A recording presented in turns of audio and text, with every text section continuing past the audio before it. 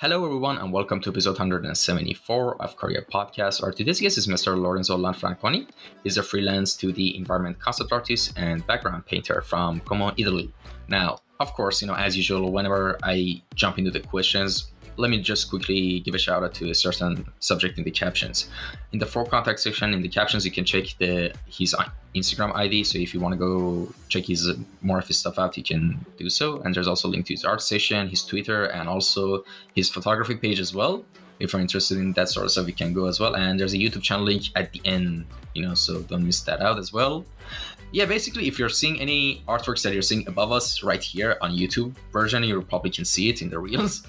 If you want to see more behind the scene processes or more artworks, you can go check out the links I mentioned. And with that being said, let's jump into the signature question of the podcast, which is, give us a little introduction on how you got into the world of visual arts and design in general. Like, what I mean by that is, tell us the story of how you knew you wanted to become an artist. Like, what happened? Okay, so first of all, thank you for inviting me, and nice to meet you, everyone who's watching the video. How I wanted to become an artist, something like that. It depends. I always drew. Since I was a kid, I had pencils in my hand, and drawing was kind of passion since ever. But of course, until 4 years ago, 7 years ago, it will probably explain better, maybe. Anyway, until those years, I never really thought I could become, an artist. Doing art for work. Anyway, kind of 6-8 years ago, I don't remember well, I discovered concept art because I had no idea about what it was. And one day I was searching some images, probably from Fable, the video game, because I was playing it. And I was searching for some images to, take inspirations for drawing. And I discovered that under many images, there was written concept art. So I tried to Google concept art and understand what it was. And I understood that basically is concept art, the pre-production for every creative project. And so I started searching, and I immediately fell in love with the landscape concept art, so environment concept art. And since then, I started painting environments, and basically I never stopped, and I'm here today. So it was a bit weird because I really had no idea about this world. And also when I had the idea about the concept art industry, at first I never thought I could enter it because I hadn't the skills 7 years ago. And so I started doing things for myself just for, personal pleasure because I like to paint, both for work and for my personal, free time. And at some point arrived the first client and it became a job. It started this way, more or less. All right. And were you, of course, like I was wondering now that you've mentioned this story, but there's one missing link that I would like to know more about, which is, were you originally studying art and design as well in university or college, or you were, pursuing another career path, or maybe studying an kind of unrelated subject to art? So you're asking if I studied art or... Yes, I was wondering, if... Yeah. So, I studied art. Let's see how. In high school, I don't know out of Italy how it works, but in high school in Italy, we always have kind of 1-2 hours of art per week. And we paint with acrylics, watercolors, those things, but nothing really interesting and without any kind of specific process. It's just an hour in which some art teachers give you, some artistic teaching. And we, of course, study the history of art, especially the Italian and the European one. So I studied art in the high school, but it wasn't like studying art. It was just one of the many things into the high school. And after that, I took a 3 years school, comic book school here in Italy. It's called Scuola del Fumetto. It's a comic book school in Italy, in Italian. And it's a very good school. It's an old one. And I took these 3 years courses, 3 years course. And in those years, it was between, I think, 208, 211, if I'm right. Anyway, I studied how to tell a story, how to put a story, an idea into a comic book. So translating the story into pages, into balloons. I studied, of course. Ti ricordo di Wait, cibo al vicino bello. Alexa, stop. Sorry, I am It's fine. and this one was about my cat. Okay, nothing. Anyway, Ti ricordo di sorry for the cibo al interruption. vicino bello. Not Anyway, worries at all. I studied this thing, Ti ricordo and I di basically cibo al learned vicino bello. how to tell a story, how to compose the image, how to, a bit of anatomy, perspective, the basics, basically. I wasn't really skilled in those years. So when I finished the school, I felt I wasn't ready to work both with drawing and colors, and I really wasn't ready for work. So at some point, because in Italy, art, if you study art, if you do an art job, you can't really live with it. Now that I know that there is the concept art industry, of course, yes, because you can work with other countries, with projects and all these things. But in Italy, it depends. You need to be very skilled and a very good comic book artist. Anyway, different thing. So after the school, I basically abandoned drawing in general, everything, and I started searching, other jobs, normal jobs, because I just wanted to have some money for, live, do my stuff, and I spent some years just working and playing music, because in those years I was very interested in playing music, with the band, and I was focusing on that. At some point, when I discovered concept art, and then at the same time I discovered photography and a bit of other things. So a lot of new interesting things all together in the same period. And at some point, I decided to start drawing again and studying something new. So painting, because I couldn't paint. I could just color with flat colors, a bit of multiplayer for shadow, those kind of things for comic books. So I decided to start studying this way, and since then, so 8 years ago, in 2014, 15, anyway, in those years, I started painting and I never stopped. I studied by myself, because internet is full of informations today, and if you practice a lot, of course, you can reach the level you want. So I started studying by myself, and I learned to do today basically by myself. But of course, I already had a bit of basics, as I said, storytelling, composition, perspective, those important basics that you need to have to do this job. And always at the beginning of these 7-8 years, I had a kind of mentor. I mean that I worked at the beginning with an Italian publisher. The Italian publisher in reality are two Italian artists. They are called Linda Cavallini and Emanuele Tenderini.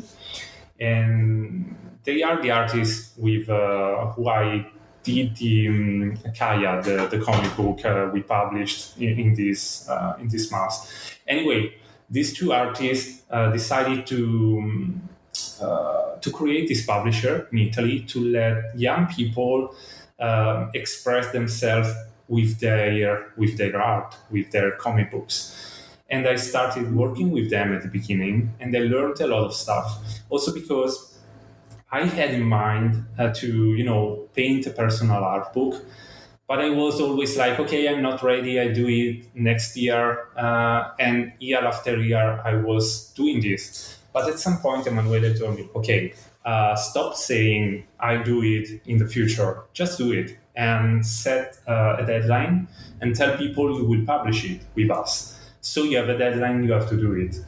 And I did it. And for 1 year, I painted a lot of environments for my art book. And with that art book, and thanks to the feedback that Emanuele gave me, Emanuele is an artist. I mean, he's very talented. He's older than me. He's not an environment concept artist. I suggest to check his work because it's very interesting. Anyway, I mean with this that he may give feedbacks and suggestions on many things, and usually what he says is the right path. So I followed for the entire year all his feedbacks, and I learned a lot of stuff. And after the art book that is called Evolution, I finally had the skills to start painting and concepting things from a white canvas. I mean, yeah, I don't know how to continue. Anyway, yeah, this. So basically, my artistic process was, high school, kind of useless thing. The 3 years comic book school that was useful, of course. Then I stopped everything for some years, and then I started again by myself. And I think that part was the most important because really I basically painted every day for 8, 10, 12 hours more. It depends from period to period. Every day since 7 years. So, I mean, everyone may learn with this amount of practice. Yeah. So, yeah. Yeah, sure. Awesome. And well, here's an interesting thing. I also quickly want to mention that in the past couple of years, especially in since 2019-20, you've been have collaborated with a lot of studios, and of course one of the most prominent ones that really came to my mind, which was really interesting to me as well, was with Riot, of course. And your work on League of Legends and the stuff you did for Valorant. I mean, first of all, here's the thing. Explain to us the story of how you got in contact with Riot, and basically your whole story of working with the team, doing works for the games. And plus there's another thing. And do you also play Riot games, products as well, like video games like League of Legends, Valorant, and stuff like that? Okay. So let's start from the last question. I never played a Riot game. So I never played League of Legends, I never played Valorant. But just because, League of Legends is not my kind of game, I really love everything around it, the art around it, the videos, the concepts, everything is beautiful. But it's not my kind of game. Valorant, it's probably one of the games I would love to play. But I played a lot of multiplayer, how they're called, multiplayer games similar to Valorant in the past, because I was playing them when there wasn't internet. So I was playing, linked with consoles with my friends at home with different televisions and consoles. So it's something I really like, Valorant, but I don't play it today because I don't have time. And when I have time to play something, I prefer to play open worlds because they are more connected to what I love today. So yeah, I never played a Riot game, but just because, there is not enough time to do everything, not for other reasons. And so I don't really know, I work on things that I don't completely understand because I don't know the stories and everything. But, it's not important at some point. And how I was contacted, so I never worked directly with Riot, first of all. For Valorant, I worked with West Studio. It's a studio based in Los Angeles. And on the League of Legends cinematics, I worked with Sun Creator Studio and the Line Animation Studio, that are two European studios that provides this kind of cinematic videos for video games, advertisements, and so on. So anyway, I worked on this project, and Valorant, the map vistas I designed that you can find on my station, I was contacted by West Studio in 2018, I think. I don't remember. And it was my first concept art job. I never did one. I mean, I did another one, but it was a kind of very small thing and a bit confused. And I was contacted by West Studio, and they asked me if I wanted to, join this project that in those years wasn't called Valorant. It was, a kind of random name, a game for a company I couldn't know anything, because of NDAs and all this stuff. So I know I was working on this thing. And it was my first job, and for me it was really hard because I never did it first. I couldn't paint those things because I was mostly painting natural landscapes, naturalistic landscapes. Instead, those ones are more, buildings, architecture. I had to design some things. So for me, it was very hard. But I said, okay, why not? Let's try. And also the art director there, I don't remember if the first one, I don't remember who was my art director on that project, honestly.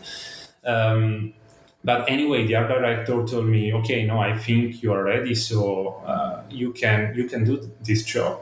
And so I decided to try, to believe in what he thought. And it was amazing because thanks to that job, I discovered that with art you can really, plan. How do I know how to say, but plan your life, because concept art, this kind of clients, gives you the right amount of money for the work you're doing. Not the same thing that happens in many other, artistic fields in other countries. For example, in Italy, it depends. Sometimes you're lucky, sometimes you're paid basically nothing for what you're doing. So I was really happy, and they were really honest with me, because I was totally totally out of it. So I thought I had to, kind of paint an image in a couple of days, 2, at most 3 days. So when the art director asked me, okay, how much time you plan to spend on each image? And I said, and I was, kind of lying, because I said 2-3 days, but of course I needed more because those were things that I couldn't paint. And the art director, instead of telling me okay and paying me less money, told me something like, okay, stop. You can spend on each one between 5 and 6 days, some more, some less, it depends. So it was like, okay, that's perfect, So because I met a very nice studio at first, and they were honest with me, I started in the right way. And after that, other clients arrived. And so West Studio and all the other clients always arrived, I think, thanks to ArtStation. I mean that I never searched the concept art job. I never sent a portfolio to a client or never applied something online. I just uploaded my stuff on ArtStation, and I was then contacted by mail by clients. So yeah, I always suggest to new artists or other people that don't use ArtStation to make a profile, because for me ArtStation basically gave me the work, gave me the opportunity to be seen by the clients. So yeah, basically this way. I don't know if I answered all the questions, but probably yes. Just you did.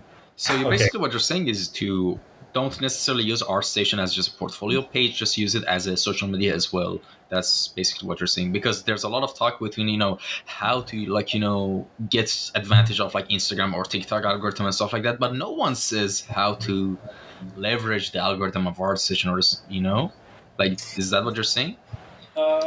Yes and no. I mean, I don't use it as a social network, or maybe I did. I don't know. I mean, I always just uploaded my stuff. And in the beginning, of course, I had, ArtStation is not a social network. So before that it starts to become a bit bigger, it remains small for a long period because it's just, an online portfolio. So it's not that people find your profile and comments and share and all these things that happens on Instagram, Twitter, or all the other social networks.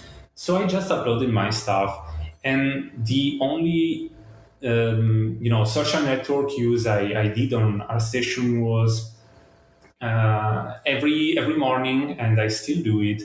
Every morning I try to open ArtStation, watch the works that other artists uploaded, watch the most viewed, and the ones that the people I follow uploaded.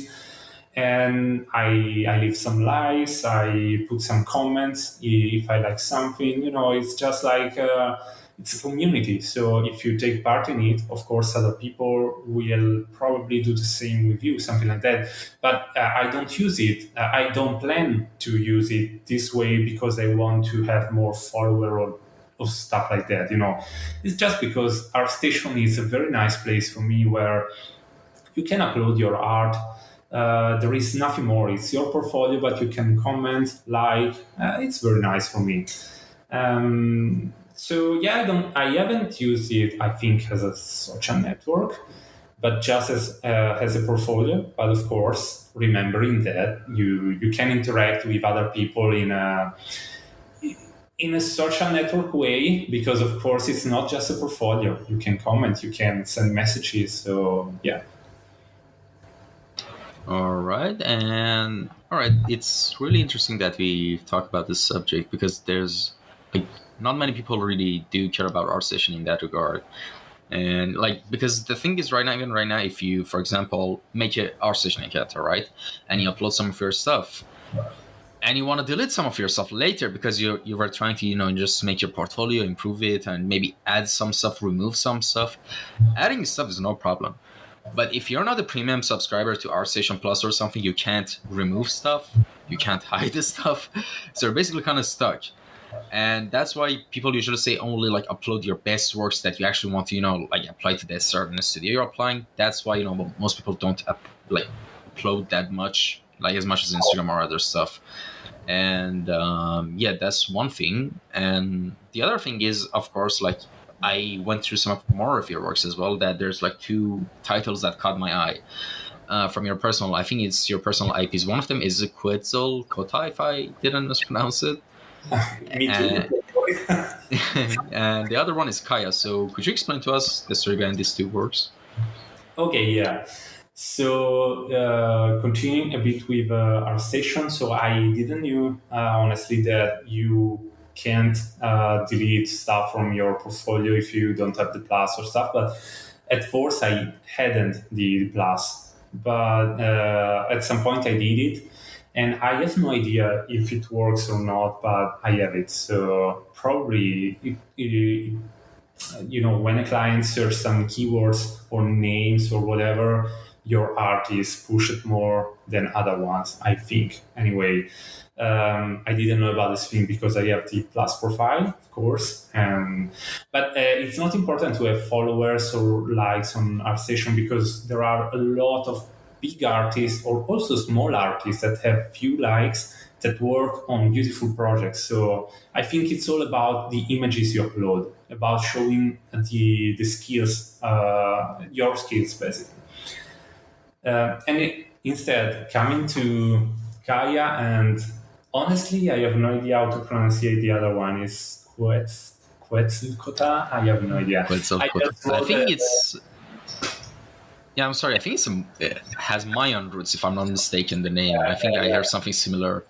Yeah, so that is a very weird project, and I probably never do it. I mean, I have a lot of projects in my mind, and I tried at some point to put some stuff online, forcing me to do something to create this project, but I couldn't in the end.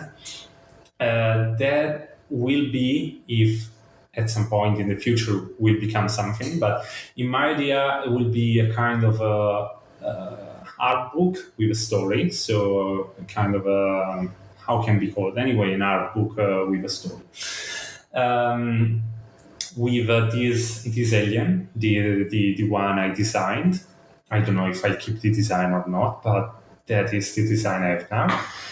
Traveling through the universe, searching for something. I don't want to say anything more because the story is pretty simple. So if I say something more, I basically spoil the entire story. But basically, that one is a project I have in mind and I really like. But it's probably too long to, if I start it today and work it in my free time, I'd probably finish it in, I don't know, 10 years, who knows? So it's very, very long. And yeah, the name is inspired by a Mayan god, something like that, because in that period I was searching something, a connection with the earth, with the human culture. And the story is a bit connected to Mayan culture. And also for the name, I wanted something very weird because it needs to look like an alien world. And so I decided to mix these two things. So using a Mayan god name, but changing it slightly because it may fit with the story. It may not. Who knows? Maybe the project will change name. Maybe it will not. It will never see the light. So I like to create this kind of. They are not fake projects, but this kind of base for personal projects, because at least gave me the a point, a starting point. So if at some point I want to start something, the project is at least already started bit. So yeah, it's not a real project, it's just a weird thing at the moment. For Kaya, instead, that is a project.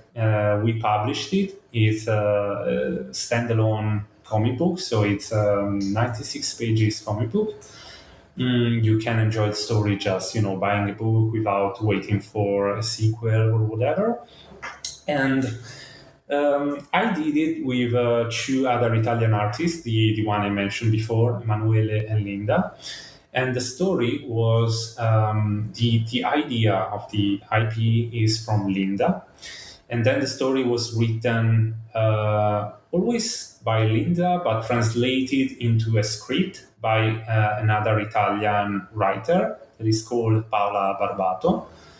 And then we decided to work on this project together because the project has a kind of weird story. I mean that Linda, at some point years ago, wrote this story and gave the story to another artist, an Italian artist, that said that could draw the entire comic book by herself. But because of work, I don't know why. I mean, at some point she couldn't continue the story or even start it. I don't know, honestly. So the project was kind of paused for a couple of years. But at some point, Emanuele and Linda tried to involve me into the project. And they asked me if I wanted to, realize the story in three artists all together working on the same comic book. Of course, I said yes, because I always wanted to work with them. They are really talented. And as I said, Emanuele was my mentor, some kind of. So I was really hyped. And we started it 2 years ago, a bit more.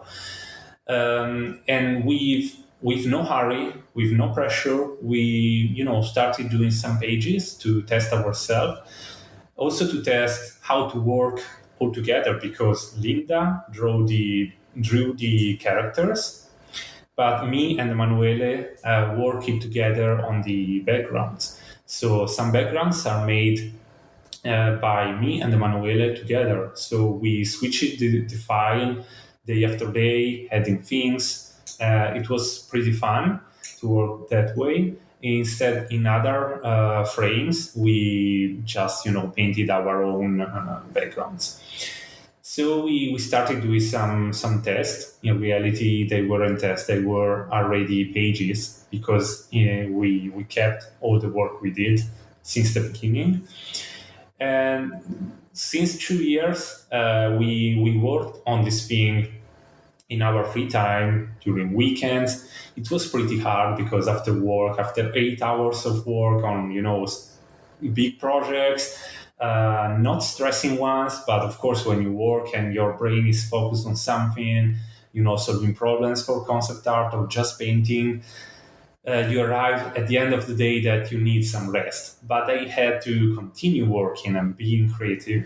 Of course, it's something I usually continue to do because after work, after dinner, sometimes I play video games, sometimes I watch an art book, sometimes I paint for myself. So it's something I really like to do.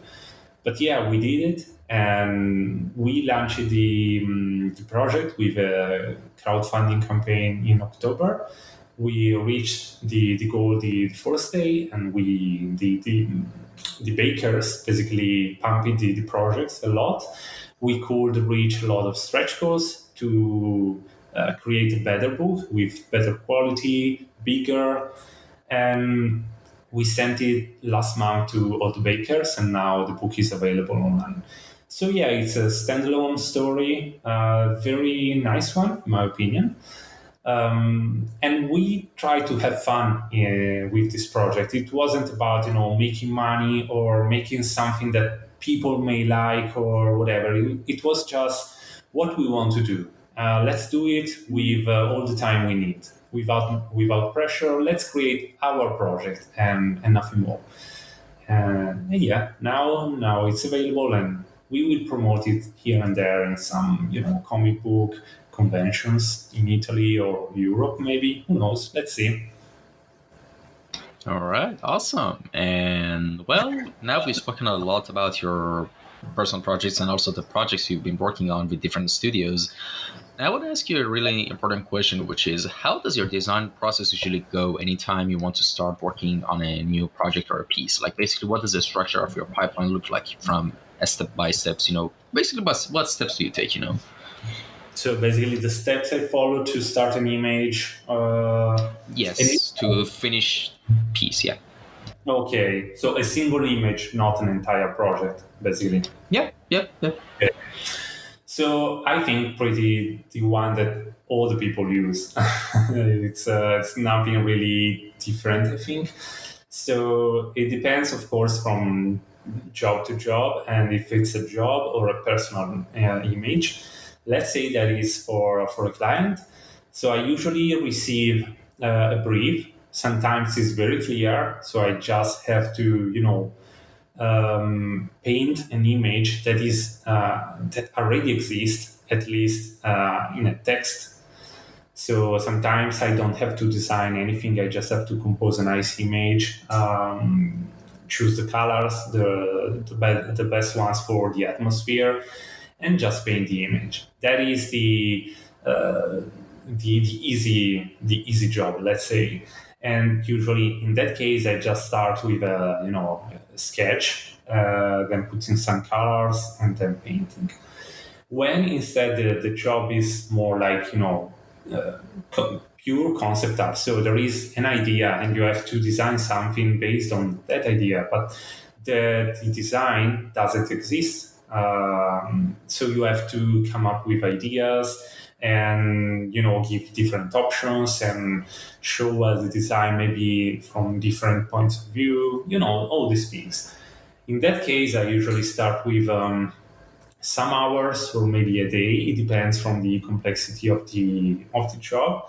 Searching for references, maybe only searching for not visual references, but kind of searching informations about cultures, about why people did that design in that way, so that I can understand the real design and then use those informations to create a different design, but with a logic behind. So sometimes it's just like reading, studying a bit, and other times it's more like searching instead visual references to start putting together ideas that maybe in reality don't really match one with the other, but of course you want to create something new. So at first, starting references for sure. Then I usually create, let's say, 2 to 4 grayscale sketches. The first day I start drawing, and so in one day I can show the client my idea, visualize in some compositions the idea I have in my mind. And after that, the day after or the same day, it depends from the time zone I'm in and the client is in, I receive some feedback. And usually the second day, I try to already start on the right one, the right composition, maybe changing the things that the client want to change, already adding the colors. So the second day is basically the color sketch for me. And then, because usually if the client was enough clear at the beginning, and usually they are, and if I could catch the right direction from the start, and usually it happens, after the second day, I can have a good base sketch where to paint over, and then express myself with colors, with refining the composition, the color palette, and all the other things. So after the second day, from the third day, I usually start to paint, and let's say more or less for a detailed environment like the ones you can find in my portfolio, I need 5 days to paint a concept. So usually it's about 7 days for an image, something like that. Sometimes more, sometimes less. It depends, of course, from job to job. And of course, it depends if the client needs an environment, a complex image, or maybe just some designs. So you can just sketch something, add some grays or some colors. And of course, it's a faster job because you continue to sketch, solve problems, change designs because of this, because of that. So yeah, my process is pretty simple, and I think really is the one that everyone uses. So references, grayscale sketch or line sketch, it depends, color sketch, and then painting. And I don't use 3D, I don't use photo bashing, both because I can't, not because I'm not interested in them, but I don't have time to practice with those things. I never tried them. So, I mean, I tried them a couple of times and I didn't nothing, cool, interesting. So I basically work with 2D in digital and nothing more. So I don't have any kind of interest in 3D base or render or these things in my process. It's just, a very simple one. All right. And yeah, actually, like 3D has been really getting popular right now amongst concept artists and just, especially environment artists, when it comes to as a tool that gets involved in the process, of the making of, for example, a piece. And it's kind of interesting because a couple of years ago, 10 years ago or 15 years ago or something, I don't know, maybe at the time I was a kid, so I don't remember. So I'm just paraphrasing from other people's experiences. But when people started using color pick in Photoshop, the older generation were like, no, that's cheating, don't do that. Then people started to photo bash, they were like, no, that's just cheating, what are you doing, learn texture, don't use photo bash. Then now people are using Blender, for example, or Modo or something, and they're like, no, that's just cheating, you shouldn't do that. It's interesting now. That's actually a great segue to our next subject that I wanted to actually discuss. Mid-Journey, AI art. Now that's, I think, the next step that people are kind of complaining about. That no, we're doomed. They're gonna take our jobs and all the stuff like that. And I mean, listen. Actually, I enrolled for Mid-Journey beta. I emailed them, and I actually got a response last night. But I was sleeping, so I couldn't, we go to the server and try it. So this morning I woke up, I got my coffee, and I sat behind my laptop, and I got glued to my seat for an hour. I couldn't stop using Midjourney. It's such an awesome tool. It's crazy right now.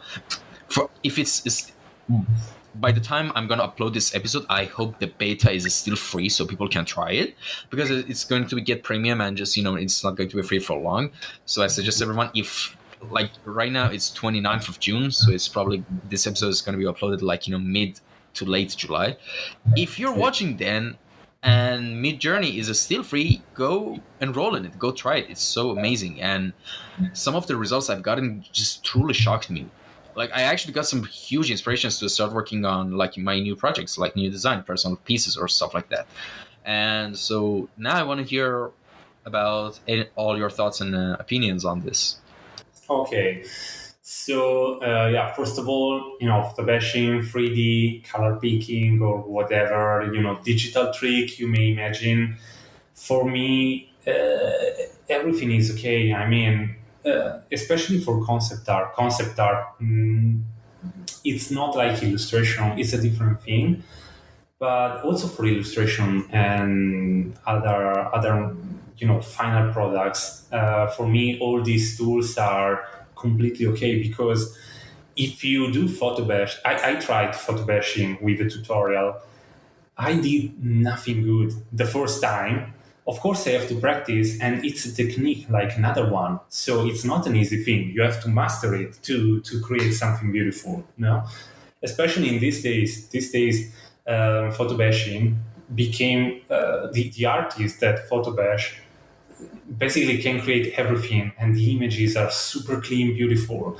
Maybe 10 years ago, and I, as you speak, just because I saw some old images, not because 10 years ago I knew about photo bashing or I was working, but photo bashing 10 years ago was very rough compared to what the artists do today. So Photobash, 3D, all these things are all techniques that you have to learn and master and then use in your process. Like, digital art in general, like oil painting, like other traditional things. Of course, in digital, you have a lot of ways to cheat, to do again some things, to correct things, because, Control Z layers, all these things. So it's probably easier to digital paint instead of painting with oils. I'm pretty sure it's easier. I mean, I can paint digitally, but I can't paint traditionally. I want to learn from this year if I have time. But anyway, just for saying that every technique is okay. It depends from the way you use it. The important thing for me is the final result. And with Midjourney, it's more or less the same. Midjourney is a bit different for me. I mean, I asked for the beta access and I received it last month. I tried it. I couldn't do nothing really interesting in reality, because I was probably writing the purpose of the image in a wrong way. And at some point, my free trial expired. So, at the moment, I haven't paid for continuing to use Midjourney, because it's not something I see at the moment useful for my process. So I really love it, honestly. I follow a couple of artists that continues day after day to, create a lot of different images, and I like them. They are beautiful. And I saw other artists that instead create a lot of weird images and then copy and paste pieces. It's like photo bashing, but with images they created, with Midjourney. So there are already out there artists that are using this tool in different ways to follow their artistic process, to help them creating images. So Midjourney for me is just another tool. If we talk about art, Mint has art, the one you find in museums, or that kind of art. In that case, for me, it's different. I mean that also, if one day a computer writing some notes into the software may create a perfect painting like the one master oil painters have created in the past. Also, in that case, but just because I mean it's a personal thing connected to how that art piece, how that image was created. If it's created by a computer, for me, it's beautiful, but it's not art. It depends what you mean with art. with the word art. Because for me, also if it's just a sketch or a beautiful painting, the cool thing is that that painting, that image was created by a person. So a person that put some, his emotions, his skills into an image. So talking about work, Midjourney is a great tool. I'll probably try to use it in the future. Like I try to use 3D, I try to use photo bashing, all things that I want to try, but there is not enough time to do everything. I'm already pretty busy, so I don't know when and if I use those tools, but it's a beautiful tool in my opinion. Talking about art means as something bigger than just creating an image. For me, no. An image created with Midjourney. I mean, not an image that an artist created painting over a Midjourney thing, but just came out from Midjourney and the image is done. In that case, for me, it's nothing more than a kind of filter, like the oil filter on a photo or those kind of things. It's beautiful, yes, but it's just a personal thought talking about art. I don't know how to explain well, but I mean, Midjourney is fantastic. It opens a lot of opportunities, in my opinion, and I really want to use it more.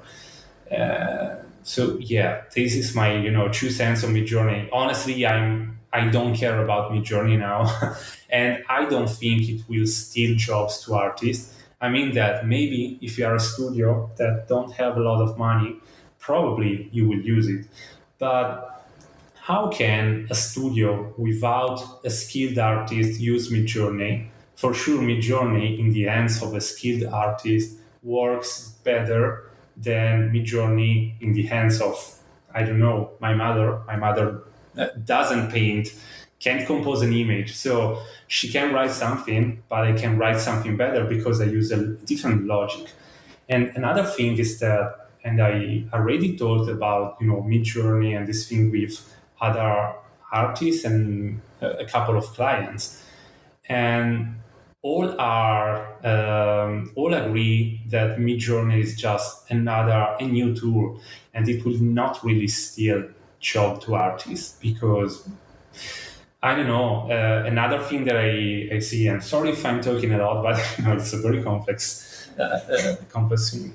Another thing that I saw in these years, but I think it was something already present in the past years when I was a kid, so many years ago, is that clients, the biggest one, so basically they have money to invest in those big projects, and it looks like every client want to create a kind, art direction on their project to make their projects unique, and also to create this kind of bunch of artistic works that are, they are something. It's not that they are just pre-production. They are works, and they usually publish art books, and these days do the art drops on our station or whatever. So I think also clients care about, always have at least a human perspective on their images, because it's still different. Maybe in 10 years, the AI will, reach a level that is really high, but it's not today. I mean, Midjourney is a tool. It's not.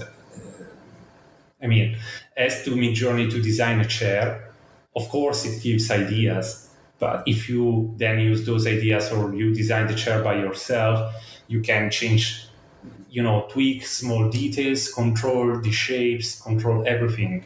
With Midjourney is always a kind of a roulette, something like that, at least at the moment.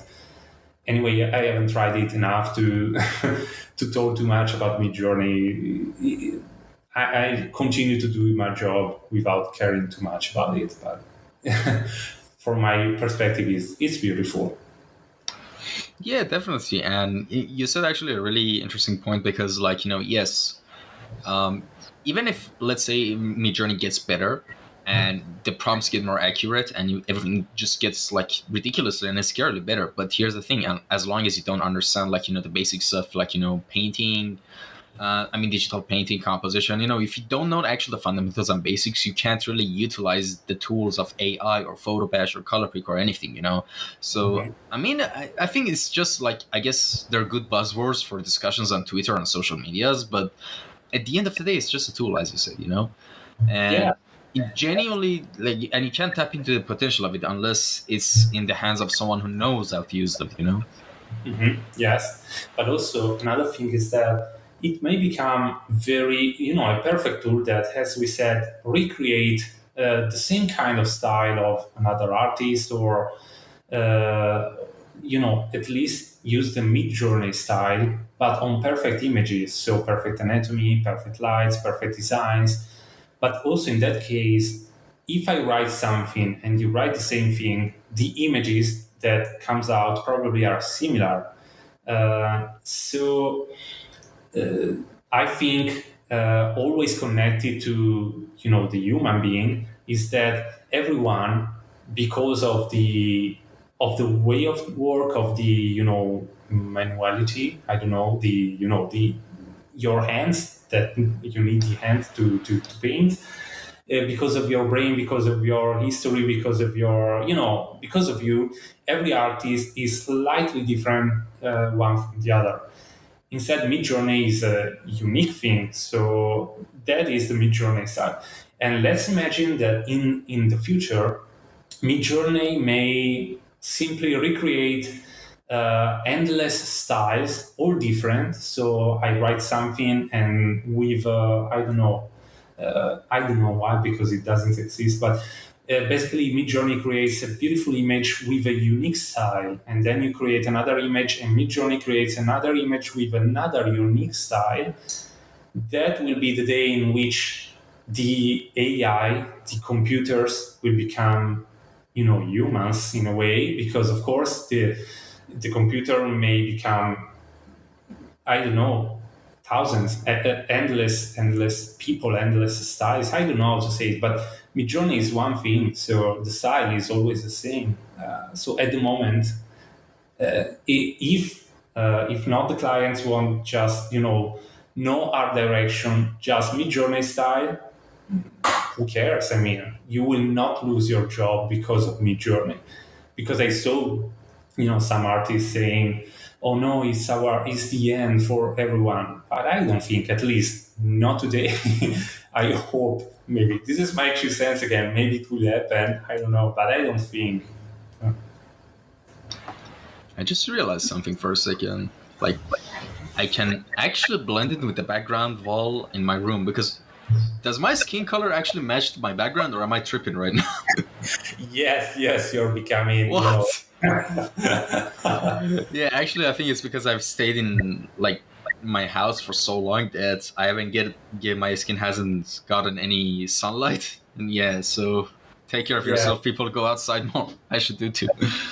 Yeah, holy shit! I actually realized that. Yeah. No, your skin looks healthy, normal. Mine looks yellow, like my. Okay, no, believe me. My skin is kind of transparent. I don't take sun. It's just that the background is getting shadow and I have the light here. So yeah. All right, but here's an interesting thing I also want to ask you, which you mentioned a couple of times, both before we started recording and while we're recording, which is you mentioned that you really play a lot of open world games. Well, so do I. And here's the thing. All right, I'm just gonna cut to the chase. What are your favorite franchises? Video game talking. Yes, like favorite franchises when it comes to like open world video games. Okay. Sure, Horizon Zero Dawn, I think. I mean, I love every open world in a different way because of different things, but Horizon Zero Dawn was the one that years ago, the first one, of course, kind of shocked me at some point. I bought it and I played. It was the only time I played a video game from the start to the end, making everything possible without stop. So it's because, as I said to you before, I usually play open worlds. I buy all of them when they comes out. I try them, but I never finish them because they are too long today, and it's not possible for me to spend 100 hours on each video game. It's I don't have that time. So I usually have to choose one, but also if I really like a story, like for example in these days, I was playing Elden Ring and I really love it, but I mean it's really long, and if you like me want to explore everything, at some point you lose the concentration, you lose interest. In fact, I abandon it and I continue in the future when I have time. But yeah, my favorite one is Horizon Zero Dawn. I still haven't played the new one because I started playing Elden Ring. So again, choices. I mean, I can't play both. But the first one was amazing, and it really helped me when I was painting my personal art book because thanks to the photo mode, I could, frame a composition. So a bit. It's like with photography, you can study composition because you have already something in front of you, so you don't have to paint anything. You just have to frame the thing, the landscape in front of you in the best way. So searching the right angle for the camera, searching for the right light, and all these things. So I took a lot of photos, a lot of screenshots in Horizon Zero Dawn, and the cool thing it was that you could change the time of the day. So also having some shapes like buildings, stones, vegetation, whatever inside the game, I could see how the volumes interacted with atmospheres, with different light directions, and all these things. In fact, I have for some screenshots, I have kind of 10 different versions with the sun that is moving, the volumes that changes. So I really really like that game, not only for this reason, of course, but because I really liked the story, the character, the world I built, also the quality but it's still amazing from that game. Sometimes just because now it's not installed on my PS4 because there is not enough space to install everything. But sometimes I like to install it again and just walk a bit in the map because it's a beautiful video game. And so that's for sure my favorite IP, and I can't wait to start playing the new one. I'm waiting to find the PS5 because my PS4 it's kind. When I put the new game into the console tried to leave the planet because of the fan. So it's really I think it may be destroyed by the game. And other video games that I really loved, one is Assassin's Creed Origins, the one set in the ancient Egypt. And this because since I was a kid, I really loved the ancient Egypt. And the way they portrayed it, they recreated the world. It's beautiful. So for me, exploring these temples, the pyramids, the deserts, everything is beautiful in that game. So for sure, Horizon, that one, and then of course all the other games from software games to Witcher 3, Ghost of Tsushima. I mean, all of them have different art directions, and everyone is unique for some details. So yeah, I really love open worlds. They permit you to, work in these beautiful landscapes and worlds that maybe don't exist, or maybe they belongs to ancient times that we'll never be able to visit until we create a time machine. Probably not today, not tomorrow, and not the next year, but who knows? So yeah, I really love these games because they promise to explore, and I love exploring. So yeah, that's why I play open world video games. All right, awesome. Yeah, I mean, one of the reasons I also like really enjoy open world games is the fact that you can get sometimes a good, well-written open world game, you can actually get really lost into it. Like, I think a prime example of it could be like a Skyrim. I think it's, I think a lot of people lost their lives, in 2011 when it came out, just playing that game, getting lost in the whole world. And I guess my personal favorite, game of all time is Fallout New Vegas as well, from the Fallout series. That's my favorite franchise.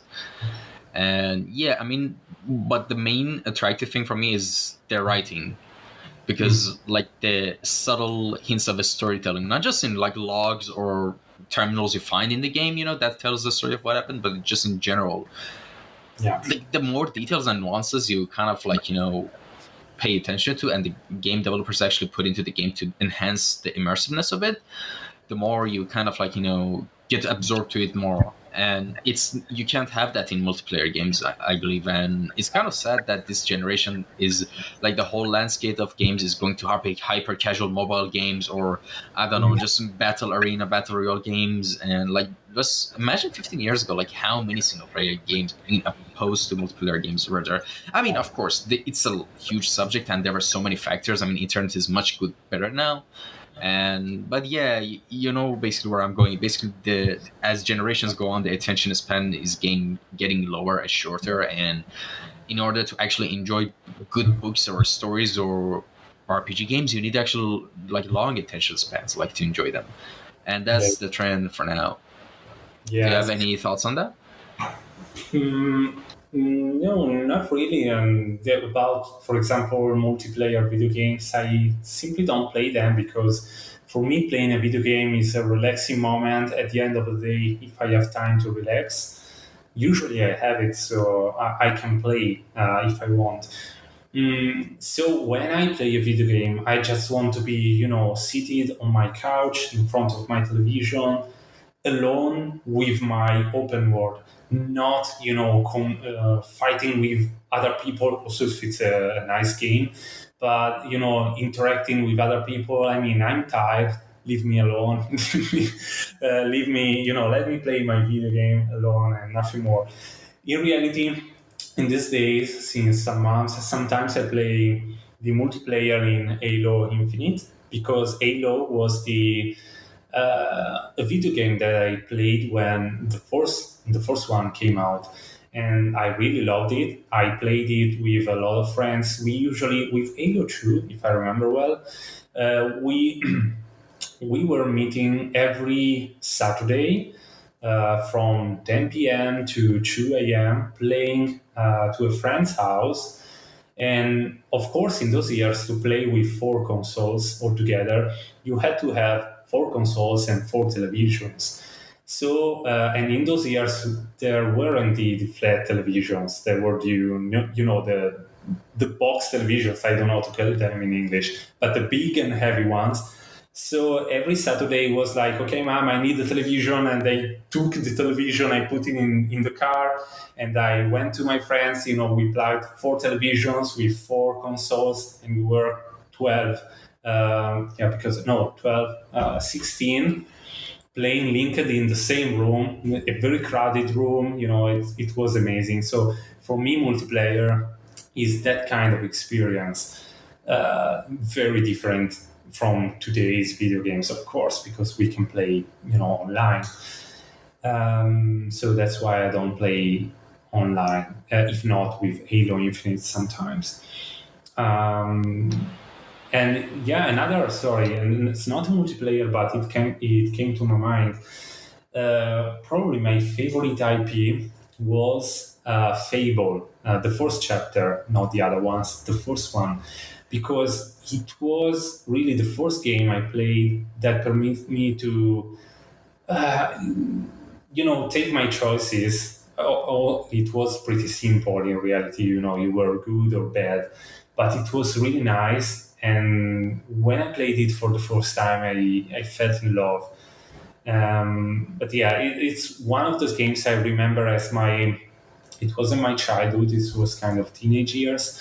But it's one of those things I remember as a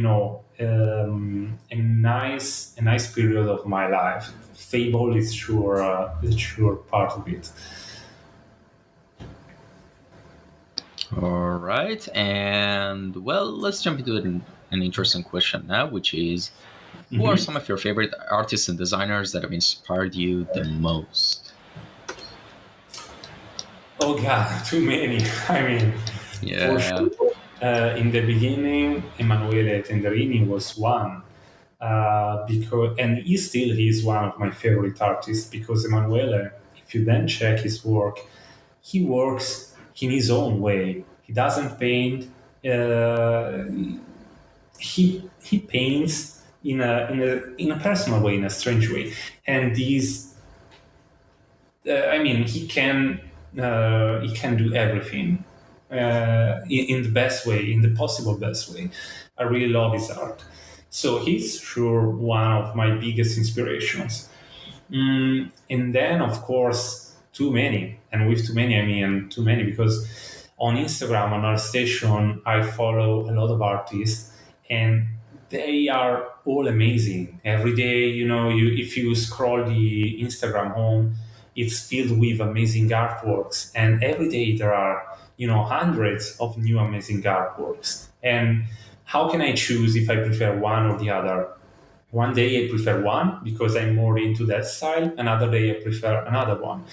If I have to mention some, I would say so. First of all, they are not living artists because since a couple of years I started being more interested in oil masters. So some are kind of Shishkin or Peter Monstead, I don't know. Friedrich, I mean the old oil masters and other maybe not well known artists like this, but other all people that of course died in the last century. There are also other, let's call them modern masters. I don't know, oil masters. I don't know. It's like Mark Maggiori or Renato Mucillo, just some names that comes to my mind. Paul Bonner is another artist that I really love. Of course, he's different because it's a fantasy artist and not a landscape artist. Then between the digital artists, I really can't make any names because I I really love them all. Really, during these days, for example, I'm really in love with the team that worked with Alberto Mielgo on the how is pronounced it Gibaro. I have no idea honestly. The one for Love, Death and Robots, and they did a crazy amazing job with those backgrounds. I really love it, but they are more they use flat colors, so it's a very particular style. So today I may be inspired by them. Tomorrow I may be inspired by something more painterly. So of course, my favorite artist will become, someone that uses a more painterly style. It's like with music, with video games, with films, with everything.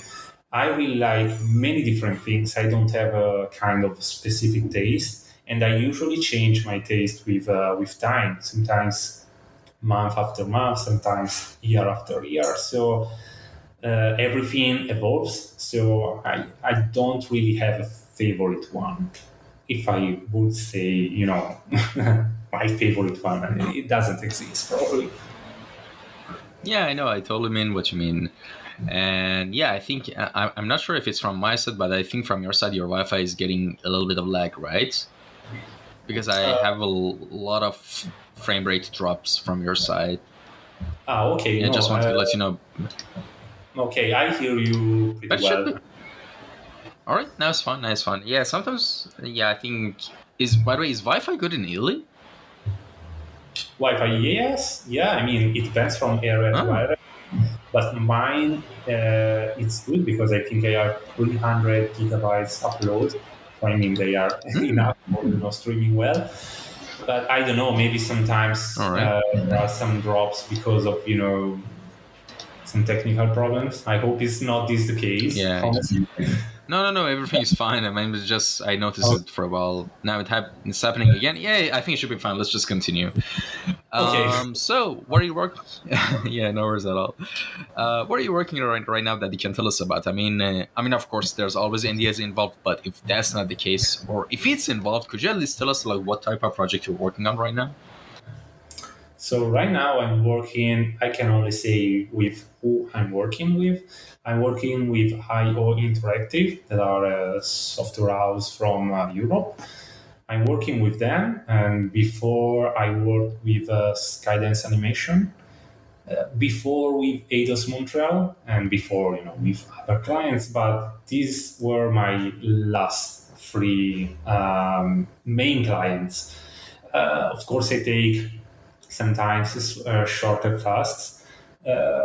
Usually, maybe magic cards or those kind of concepts that maybe or clients that just need a concept, and I can paint it with my time in 1-2 months. So in my free time. So yeah, I can only mention the clients, not the projects. So it's probably a short answer, but I don't know what I can add. Yeah, I know. Yeah, no worries at all. Totally understandable. And all right, so I already mentioned in the beginning of the podcast that you also have a photography page, and you kind of also mentioned that's kind of like one of your favorite hobbies. But now, what I want to ask is, what are some of the areas beside the area you're working on right now, would you be interested to explore and learn in the future? So, photography and art aside, what other ambitions or goals you have, for the future? Okay, so one big thing that I hope I'll be able to start studying and practicing with is oil painting. So again, connected with what I do in digital, of course.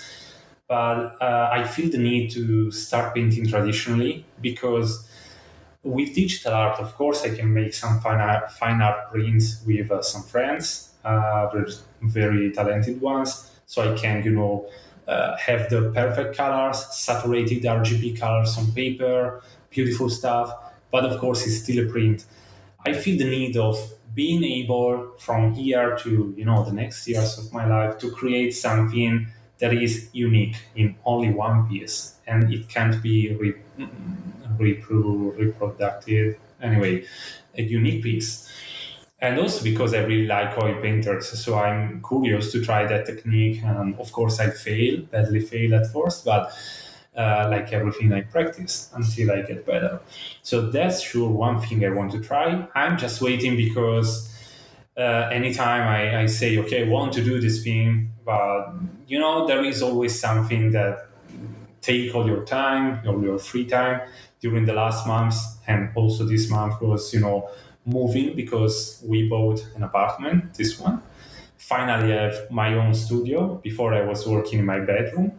So we are still, fixing the house. And this is another big project for the future. So shaping our own house, buying furniture, designing my studio that now is completely empty. If not for that second-hand Kallax, and I don't know how it's called, the kind of tower for the cat, that thing, ugly thing, the one the cat The uses scratch for. tower things. Yeah, probably. Yeah, it's very ugly. Yeah. Anyway, it's here, but he likes it. So, shaping the studio, learning oil paintings, traveling more, because when I was younger, every year I traveled a bit, always in Europe. But I was, traveling for the holidays. Since many years, since 7 years, I never did a real, kind of long holiday. At the beginning, because I hadn't money. When I started having money, then I had other plans, and then arrived COVID. So hey, you can't travel anymore if not with a lot of bullshit behind. And now that I want to, so probably this year I can't because we bought a house. So again, money, time, other things.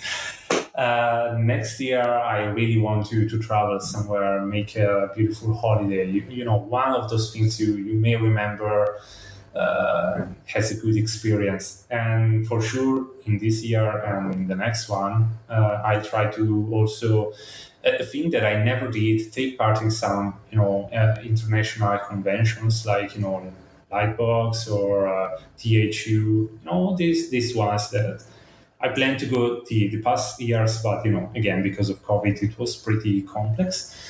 So from this year, I try to do these things. Other plans, yeah, I have a lot of plans, but I mean, these are the main ones, at least for the moment. All right. And well, we've reached the final question and section of the podcast, which is called Final Words. All right. So let me actually explain, what the actual question is. All right. So imagine a scenario, all right, that Yeah. you only had a limited amount of time, like in maybe a couple of minutes, all right? And in that window of time, you had the opportunity to say anything to anyone who might be listening to this podcast at any point of time in future. Like it could be 10 years, it could be 10 months, it could be a month, it could be 50 years, 100 years if the world hasn't collapsed to Armageddon or something. And yeah, so in that situation, what do you have to say to those people? So what I would say to a person that watched this podcast, you mean? Yes, anything. Okay. It doesn't have to be art related. Okay. Oh my God. I love my cat. No, I don't know. I mean, no, it's probably art related, but in reality, it may apply to everything, not only to art. If you really want to do something, practice a lot for that thing. If it's something you have to learn, but you think you will never reach that level of quality, practice and start practicing without having fear, because with practice everyone may learn to do everything. I'm an artist today just because I practiced a lot to become an artist. But if I would become, I don't know, a scientist, I could. I mean, I'm not the right person because, of course, I'm not, I can't study. I'm not totally that kind of person. But of course, if I want, I can. I know I can't. I just need practice. So no matter if it's for, planning this as a job, so of course you have probably a different path, or it's for other purposes. But I would say if you love something, practice to reach the goals you want to reach, because you can. So it's what I'm doing. I'm trying to do, because of course I haven't reached the goals I want to reach. I probably don't even know which are my goals in art related. So I just do what I like every day, and I was doing it also before this became a job. I was doing it in my free time, so it was a fun thing. And yeah, just kind of follow your dreams. It's just it's very stupid thing, but it works. Do it. All right, awesome. And I guess that's about it. Thank you so much for coming by this episode. I had a real fun time, talking with you about the different stuff. And also thanks to anyone who tuned in and listened to this episode as well, whether on audio version or watched at YouTube. Thank you so much. As always, if there's any suggestions or comments or critiques or anything, you can leave them down in the comments below, either on Castbox, YouTube, or Instagram, or even shoot me a DM if you want, a personal message to me. I read them all. And that's about it. Till next episode, take care, everyone. Stay safe. Bye. Bye. Thank you.